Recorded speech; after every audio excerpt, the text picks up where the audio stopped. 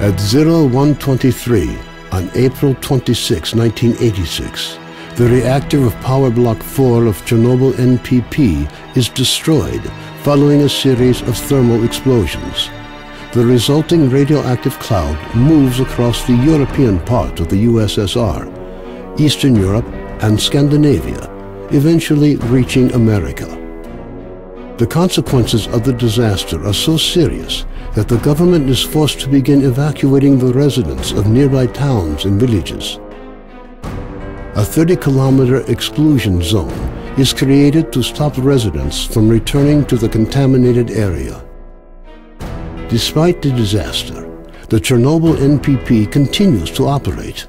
The existence of a power station, as well as the fact that the area is no longer inhabited, leads the Council of Ministers of the USSR to set up a network of secret laboratories in the exclusion zone. June 11, 2006. The exclusion zone lights up with a flash of blinding light as clouds can be seen evaporating in the sky. After a moment of complete silence, a peal of thunder shakes the ground. Most of the government forces guarding the perimeter are killed instantly. 2008. Scientists are still unable to explain what happened. Rare expeditions into the zone usually end in tragedy, with survivors telling stories of mutated animals with incredible abilities roaming the area. According to various estimates, by 2010, the zone is home to between 100 and 300 unknown individuals. They call themselves stalkers and make their living by collecting anomalous formations known as artifacts, which they sell for considerable sums of money. 2011. Despite military cordons, the stalker phenomenon is growing in numbers.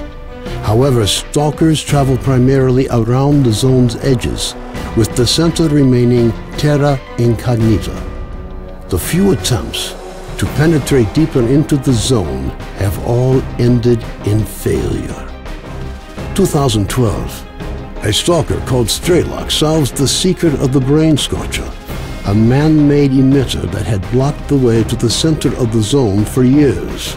After the brain scorcher is disabled, all stalkers rush for the center of the zone. Some in hopes of finding a treasure trove of artifacts, others in search of the wish granter. The government decides to launch a large-scale military operation. Operation Fairway, as it came to be known, involves using maps of anomaly fields to maneuver helicopters to the CNPP. Despite meticulous preparation, the operation is a failure, and none of the helicopters return from the mission. Major Dektyrev, a USS special agent, is sent into the zone to investigate the disappearance of the helicopters.